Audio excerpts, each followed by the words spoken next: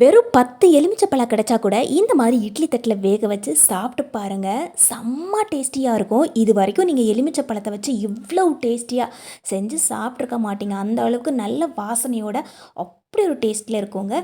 இதுக்காக நம்ம இந்த அளவுக்கு எலுமிச்சப்பழம் எடுத்துக்கிறோம். இதை விட உங்களுக்கு கம்மியாக எலுமிச்சப்பழம் இருக்குது, ஒரு 10 பழம் தான் இருக்குது அப்படின்னா கூட நீங்கள் தாராளமாக செஞ்சுக்கலாங்க. இந்த எலுமிச்சை பழங்களை நான் ஒரு 5 நிமிஷத்துக்கு தண்ணியில் போட்டு வச்சுருந்தேன். அதை நல்லா கழுவி எடுத்துக்கலாம். 2 முறை தண்ணியில் கழுவி எடுத்துருந்தேன்.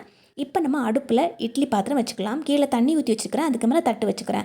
இப்போ கழுவி எடுத்து வச்சுருக்கக்கூடிய இந்த எலுமிச்சை பழங்கள் எல்லாத்தையும் அதுக்கு மேலே அப்படியே வச்சுக்கலாம். தண்ணியெல்லாம் துடைக்கணும்னு அவசியம் கிடையாது. கழுவிட்டு நம்ம அப்படியே இதில் வச்சுக்கலாம். இப்போ நம்ம இட்லி தட்டை மூடி போட்டு விட்டுறலாம். இது வேகிறதுக்கு 3 நிமிஷம் தான் ஆகும். அதுக்கு மேலே நம்ம விடவும் கூடாது. ரொம்ப நேரம் வெந்துடுச்சு அப்படின்னா அது வெடிக்க ஆரம்பிச்சிடும். உள்ளே இருக்கக்கூடிய ஜூஸ் எல்லாம் வெளிவர ஆரம்பிக்கும். அதனால் நம்ம ஒரு 2 நிமிஷம் 3 நிமிஷம் வச்சாவே இந்த பழங்கள் நல்லா அருமையாக வெந்திருக்கும். அதுக்கு முன்னாடி தண்ணியை கொதிக்க வச்சுட்டு வேக வைக்கணும். அப்போ தான் சீக்கிரமாக வேகுங்க. இப்போ நல்லா வெந்துடுச்சு. இந்த வெந்து போன பழங்கள் எல்லாத்தையும் ஒரு ஸ்பூன் வச்சு நம்ம வெளியே எடுத்துடலாம். ஒரு பவுலில் எடுத்து வச்சுருக்கிறேன். இது எல்லாமே நல்லா ஆறி போயிருக்கு. ஃபேன் காற்றுக்குள்ள ஒரு 2 நிமிஷத்துக்கு வச்சுருந்தேன், அவ்வளவுதான். இப்போ இந்த எலுமிச்சை பழங்களை உங்களுக்கு எந்த ஷேப்பில் கட் பண்ணணும்னு தோணுதோ அந்த ஷேப்பில் கூட நீங்கள் கட் பண்ணிக்கலாம். 2ஆக கட் பண்ணிக்கலாம், 4ஆக கட் பண்ணிக்கலாம், அல்லது 8ஆக கூட கட் பண்ணிக்கலாம். பெரிய எலுமிச்சை பழங்களாக இருந்தால் அதுக்கு தகுந்த மாதிரி நீங்கள் கட் பண்ணி எடுத்துக்கோங்க. நான் இன்றைக்கி சின்ன எலுமிச்சை பழங்களாக இருக்கிறது எல்லாத்தையும் 2ஆக தான் கட் பண்ணி வச்சுருந்தேன். கொஞ்சம் பெரிய பழங்களாக இருந்தது எல்லாத்தையும் 4ஆக கட் பண்ணி எடுத்திருந்தேன். எலுமிச்சை பழங்களை கட் பண்ணும்போது தட்டில் வச்சது மாதிரி கட் பண்ணிக்கோங்க. கொஞ்சமாக ஜூஸ் வெளிவந்தால் கூட அதில் அப்படியே இருக்கும். நமக்கு கொஞ்சம் கூட வேஸ்ட் ஆகாமல் இருக்கும். இப்போ கட் பண்ணி முடிச்சதுக்கப்புறமா இதுக்கு தேவையான அளவு உப்பு சேர்த்துக்கலாம். நான் இன்றைக்கி 1½ டீஸ்பூன் அளவுக்கு கல்லுப்பு சேர்த்துருந்தேன். இதுக்கு தேவையான அளவு பெருங்காயமும் சேர்த்துக்கணும். நான் இன்றைக்கி ஒரு 1/4 ஸ்பூன் அளவுக்கு மட்டும் சேர்த்துருந்தேன். தூள் பெருங்காயம் பார்த்து சேர்த்துக்கோங்க. இப்போ பெருங்காய பொடியும் நம்ம சேர்த்துக்கிட்டோம். இது எல்லாத்தையும் ஒரு தடவை மிக்ஸ் பண்ணி விட்டுக்கலாங்க. நீங்கள் இதை வேக வச்சுட்டு ஒரு வாரம் கழித்து செய்கிறதா இருந்தால் கூட இதே மாதிரி செஞ்சு மிக்ஸ் பண்ணி வச்சுட்டு செஞ்சுக்கலாம். அல்லது நீங்கள் உடனடியாக செய்ய போகிறீங்க, அவிச்சிட்டு இதே மாதிரி உடனடியாக ஒரு 10 நிமிஷத்தில் செய்ய போகிறோம் அப்படின்னா கூட ஜஸ்ட் இதை வேக வச்சுட்டு மிக்ஸ் பண்ணிவிட்டு நம்ம செஞ்சிடலாங்க. இப்போது இதை நல்லா மிக்ஸ் பண்ணி எடுத்துட்டோம். உப்பு நல்லா மிக்ஸ் ஆகி வரணும். கொஞ்சம் நேரத்துலேயே இந்த உப்பு நல்லா கரைஞ்சி வந்துடுங்க. ஏன்னா இதில் நிறைய தண்ணி இருக்குது. இப்போ இதை நம்ம மூடி போட்டு அப்படியே விட்டு வச்சுக்கலாம். இப்போ நம்ம அடுப்பில் ஒரு கடாயோ அல்லது ஒரு பேனோ வச்சுக்கலாம். இப்போ கடாய் நல்லா சூடாகிட்டே இருக்குது. இதில் 2 ஏலக்காய் சேர்த்துக்கலாம். நல்ல வாசனையும் கொடுக்கும். கூடவே இதில் ஒரு டேஸ்ட்டும் வரும். சின்னதாக ஒரு பட்டை சேர்த்துக்கலாம். கூடவே கிராம்பு சேர்த்துக்கிறோம். 3 கிராம்பு சேர்த்துக்கிறேன். இப்போ 1 நிமிஷம் இது எல்லாத்தையும் நம்ம இதே போல் வறுத்து எடுத்துக்கலாம். இதில் இருக்கக்கூடிய பச்சை வாடையெல்லாம் போய் இதில் இருக்கக்கூடிய வாசனையெல்லாம் வெளிப்பட்டு வரணும். இப்போ இதுக்கு தேவையான அளவு வெந்தயம் சேர்த்துக்கலாம். 1 ஸ்பூன் அளவுக்கு வெந்தயம் சேர்த்துக்கிறேன். இப்போது வெந்தயம் லைட்டாக சூடாகட்டும். ரொம்ப நேரம் இதை போட்டு வறுத்து அந்த நிறம் மாறுற அளவுக்குலாம் நம்ம வெயிட் பண்ண வேண்டாம். ஜஸ்ட் வெந்தயம் சூடாகி வரணும், அவ்வளோதான். இப்போ வெந்தயம் நல்லா சூடாகிடுச்சு. அதுக்கப்புறமா நம்ம மற்ற மசாலாக்களை சேர்த்துக்கலாம். இதில் 1/2 ஸ்பூன் அளவுக்கு மிளகு சேர்த்துக்கிறேன். 1 ஸ்பூன் அளவுக்கு ஜீரகம் சேர்த்துக்கிறேன். இப்போ எல்லாத்தையும் 1 நிமிஷத்துக்கு வறுத்து எடுத்துக்கலாம். இது நல்லா சூடேறி இந்த வெந்தயம் நமக்கு இன்னும் கொஞ்சம் நிறம் மாறி வரணும்.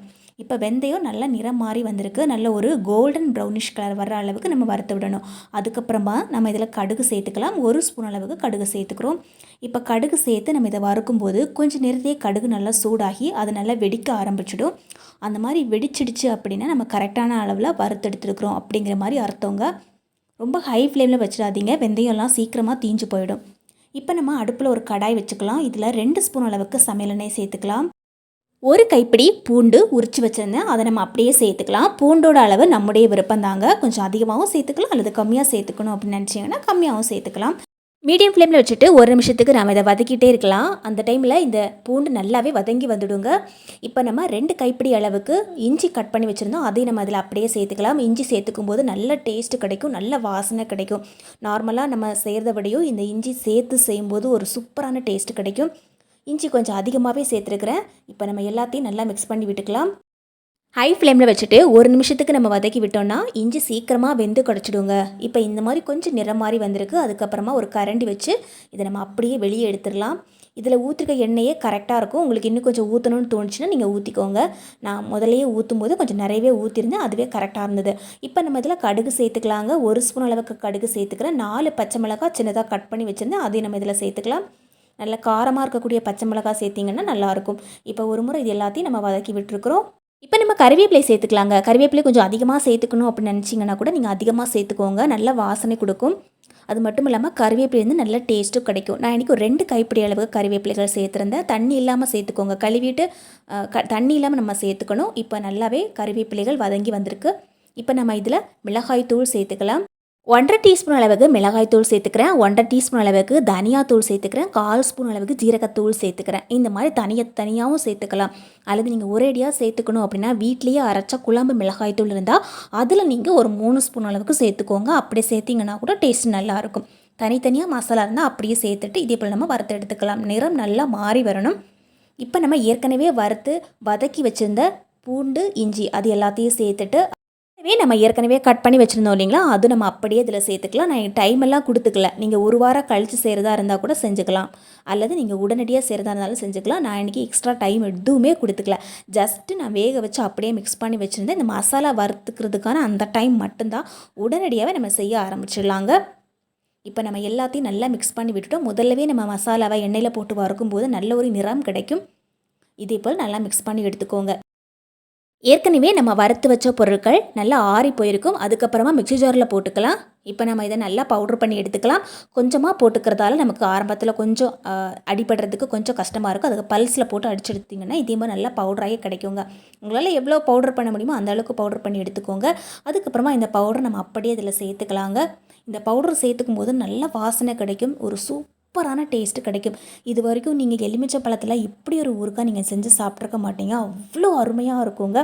இது ரொம்ப நாளுக்கு கெட்டு போகாது. உடனடியாக நம்ம எலுமிச்சை பழ ஊறுகாய் செய்யணுன்னா கூட இதே மாதிரி செஞ்சு வச்சுக்கலாம். ரொம்ப நாளுக்கு கெட்டு போகாமல் இருக்கும். கடைசியாக இந்த பாத்திரத்தில் நம்ம கொஞ்சம் தண்ணி சேர்த்துக்கலாம். 1 டம்ளர் அளவுக்கு தண்ணி சேர்த்துருந்தேன். இப்போ தண்ணி சூடாகுது. கொதிக்கிற தண்ணியாக இருக்கணும். தண்ணி கொதிச்சுட்ருக்கும் போதே நம்ம அதில் அப்படியே ஊற்றணுங்க. அப்போ தான் இது கெட்டு போகாமல் இருக்கும். ஆறிப்போன தண்ணி சேர்க்கக்கூடாது. பச்சை தண்ணி சேர்க்கக்கூடாது. நல்லா கொதிக்கிற தண்ணியாக பார்த்து 1 டம்ளர் அளவுக்கு ஊற்றி விட்டுக்கலாம். தேவையான அளவு உப்பு சேர்த்துக்கலாம். நாம் இந்த தண்ணி சேர்த்து மிக்ஸ் பண்ணும்போது இன்னும் நிறைய கிரேவி வரும். அது மட்டும் இல்லாமல் இந்த கிரேவி இப்போதைக்கு இப்படி இருந்தாலும் போக போக இன்னும் நல்லா திக்காகி நல்ல கலர்ஃபுல்லாக கிடைக்கும். இப்போ நம்ம இதே போல் மிக்ஸ் பண்ணி விட்டுக்கலாம். கடைசியாக உப்பு காரம் இருக்கான்னு கரெக்டாக செக் பண்ணி பார்க்கலாம். இதை நம்ம மூடி போட்டு விட்டுறலாம். ஒரு 5 நிமிஷத்துக்கு லோ ஃப்ளேமில் வச்சு கொதிக்க விடணும். அப்போ தான் இது நல்லா கொதித்து அந்த வெந்து போன எலுமிச்சை பழத்துலலாம் நல்லா மசாலா ஏறி கிடைக்கும். இப்போ இதை நல்லா கொதிச்சிடுச்சு. நான் ஒரு 5 நிமிஷத்துக்கு மட்டும் லோ ஃப்ளேமில் வச்சு கொதிக்க வச்சுருந்தேன். கடைசியாக நம்ம கொஞ்சம் வெல்லம் சேர்த்துக்கலாம். வெல்லம் சேர்த்துக்கும் போது நல்ல டேஸ்ட்டு கிடைக்கும். அல்லது நீங்கள் சீனி கூட சேர்த்துக்கலாம். நான் இன்றைக்கி 2 ஸ்பூன் அளவுக்கு சேர்த்துருந்தேன். ஆப்ஷனல் தாங்க. கடைசியாக நீங்கள் டேஸ்ட் பண்ணி பாருங்கள். உங்களுக்கு வெல்லம் சேர்க்கணுன்னு தோணுச்சுன்னா நீங்கள் சேருங்க. ஆனால் வெல்லம் சேர்த்தோன்னா டேஸ்ட்டு அருமையாக இருக்கும். இப்போ எல்லாத்தையும் நல்லா மிக்ஸ் பண்ணி விட்டுக்கிறோம். பார்க்குறதுக்கு தான் நம்ம இவ்வளோ ஸ்டெப்ஸ் இருக்கிற மாதிரி இருக்கும். ஆனால் ஒன்றுமே கிடையாது. ஜஸ்ட் நம்ம வேக வச்சுட்டு எல்லா மசாலாவையும் அப்படியே அரைச்சி சேர்த்துக்கிறோம். அவ்வளவுதான். ரொம்ப ஈஸி. வெயிட் பண்ணணும் கிடையாது. நம்மக்கிட்ட கொஞ்சம் நெல்லிக்காய் இருந்தால் கூட இதே மாதிரி செஞ்சு வச்சிட்டோம் அப்படின்னா ரொம்ப நாளுக்கு கெட்டு போகாது. பொதுவாகவே ஊறுகாய் சாப்பிட்றதுக்கு நிறைய பேர் ஃபீல் பண்ணுவாங்க. அதில் நிறைய எண்ணெய் உப்பெல்லாம் கலந்துருக்கும் அப்படின்னு. ஆனால் இந்த மாதிரி செய்யும்போது பார்த்திங்கன்னா நிறைய எண்ணெய் தேவைப்படாது, நிறைய உப்பு தேவைப்படாது. எல்லாமே கரெக்டான அளவில் இருக்கும். இதுக்கு கரெக்டான அளவில் நம்ம மசாலா கொடுத்துருக்கிறதால நல்ல டேஸ்ட்டும் செம்மையான வாசனை இருக்குங்க. ரொம்ப நாளுக்கு கெட்டு போகாமல் வச்சு சாப்பிட்லாம். ஒரு 4-5 நாள் ஆக ஆக இன்னும் டேஸ்ட்டு அதிகமாகிட்டே இருக்குங்க. நம்ம அப்போதைக்கு சாப்பிடும்போது சின்ன கசப்பு தெரிஞ்சாலும் கூட ஒரு 2 நாள் கழித்து நீங்கள் சாப்பிட்டு பாருங்கள். இன்னும் நல்ல டேஸ்ட் ஏறி இருக்கும். கொஞ்சமாக எலுமிச்சை பழம் கிடச்சா கூட இந்த மாதிரி ஒரு ஊறுகாவை ட்ரை பண்ணி பாருங்கள். வீடியோ பிடிச்சா லைக் பண்ணி ஷேர் பண்ணுங்கள். கண்டிப்பாக ட்ரை பண்ணி பாருங்கள்.